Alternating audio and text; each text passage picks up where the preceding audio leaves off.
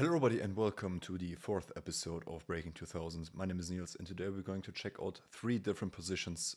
Two of them are blitz games that I played yesterday night. So let's just get started. The first game I played against the black pieces here and I opened the game up with the move knight f3 as I usually do. F5, so my pawn goes for some kind of Dutch invitation here. I played this move d3 and now we get knight to f6 and this move e4. And if you have never seen this variation, I will just tell you it's a very fun one. This game only lasted only 7 more moves, so I can tell you it's very aggressive, it's very interesting. You get very, very interesting play here. And the idea is that, well, of course, right now this pawn is attacked twice and only defended once. So black can go ahead and capture this pawn, which also happened in the game. Fe4, de4, knight e4. And now we get bishop to d3. And this is main idea, I would say, of this opening. You get a lot of rapid development. White has... wait, this is green? No. How do I do green? I always forget. And this is green. So white has 2 pieces in the game, black only 1. And we have only 1 more move to castle. Meanwhile, black, I'm not sure how they're gonna castle. You know, usually they go for like g6, bishop g7, and then short castles, but that's 3 moves. So you can see it's all about time here. It's all about striking quickly and making sure we either getting like some sort of attack or other forms of compensation, like for example getting a pawn back or getting some strategic advantage. My opponent here played the most played move, which is knight f6, which is already really, really bad news for him, because now I get this move knight to g5. And, well, first of all, there's a lot of pressure on the h7 pawn, so there are some variations in which the pawn just plainly drops and you completely destroy the king side. And then, well, where's this king gonna go? To the queen side? Well, good luck getting all of these pieces out. I mean, you don't really have to get the rook up, but, these 3 at least. So my opponent here went for the move g6, and in this position you can try to find the best move. It's a very thematic move, I would say, when an opponent is preparing to short castle and it is clear that they're not going to go for long castle. I will give you a couple of seconds here. Yes, and of course we are going for the full steam attack. We're going for the move h4, just immediately going after black's weakness.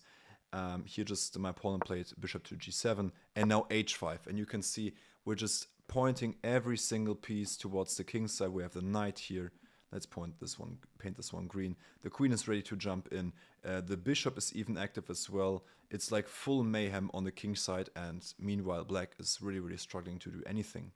My opponent here went for the move knight takes h5. The best try here still, the position is lost according to the engine, is pawn takes h5, but who's gonna play that? So knight takes h5, and of course, you guessed it, I sacrificed the rook. Oh yeah, that's what I'm talking about.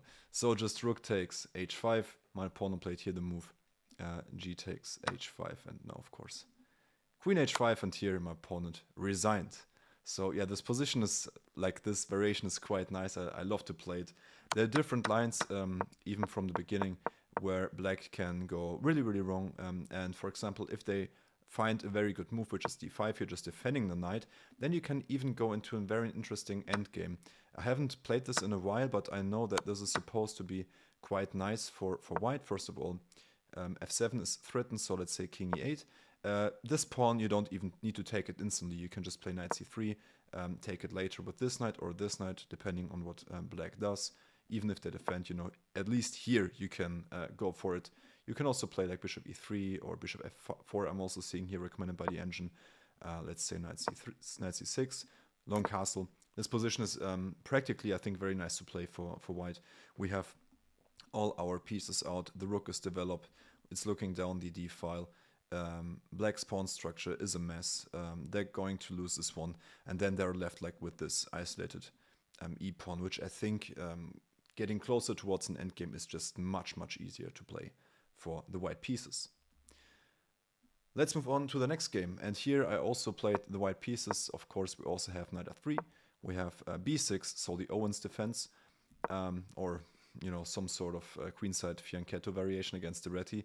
The Owens defense is, to be clear, after I think e4 and then b6. Then it's officially called the Owens defense. You always have to be careful how you name your how you name your openings. But here we are definitely in an Owen's defense, I think, by move order. So my opponent here played this move knight f3, knight f6, and I was really confused because I didn't really know this variation with starting with knight f6. I just knew like bishop b4, you can go like for a knight to d2, and white is supposed to have like a nice game here.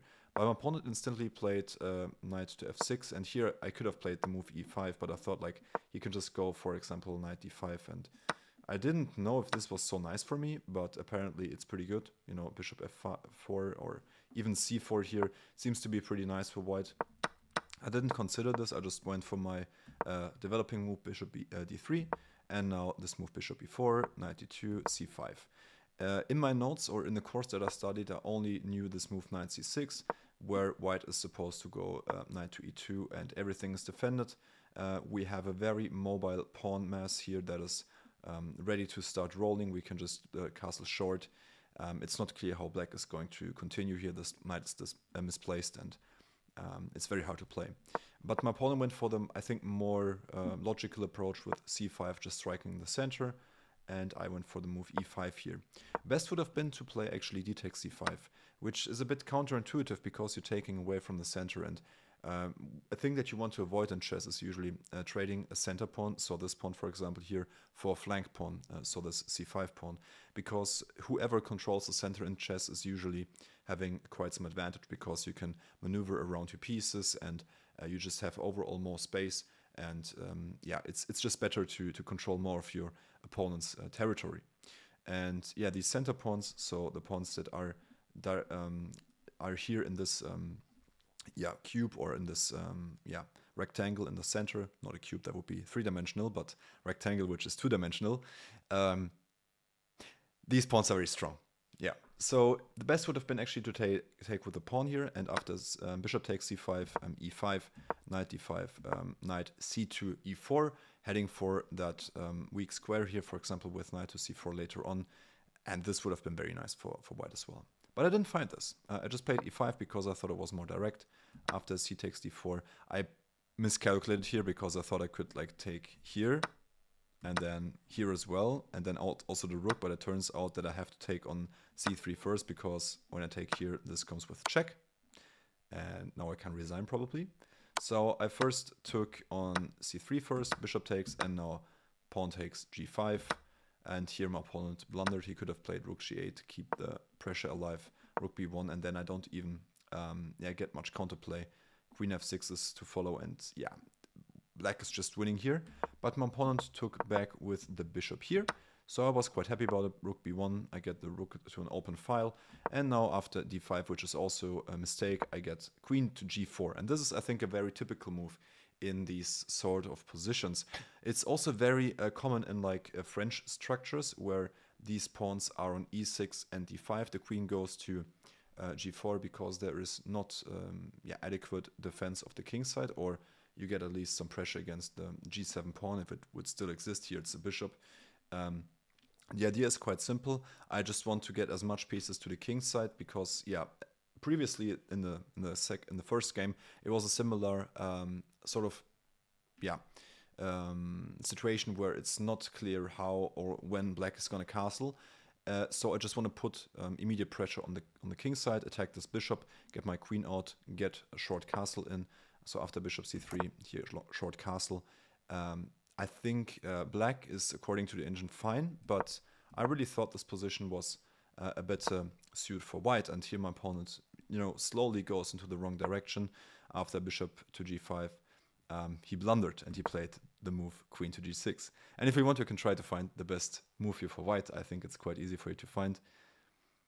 And yeah, of course, if the queen steps away from her previous square, you always have to check what is going on. You have to have this sort of board vision and always see where your pieces aim at and get like a feel for the position. Like you have to understand, okay, my pieces control the light squares, dark squares, and here my minor pieces are just way too strong. This queen is just plainly hanging, so I played bishop takes g6, and I think at this point my opponent could have already resigned. I offer another trade of pieces. My opponent doesn't even see it. I just take the piece, and after rook to h7, bishop b4 with check, king e8, my opponent resigned. this position because there's nothing more to do here. Next, I wanted to go for like a move with like queen g5, threaten checkmate, and black has nothing here.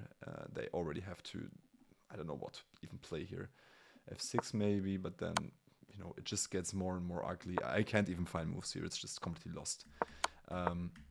So yeah, this was this second game that I played. So also a nice win from the white side.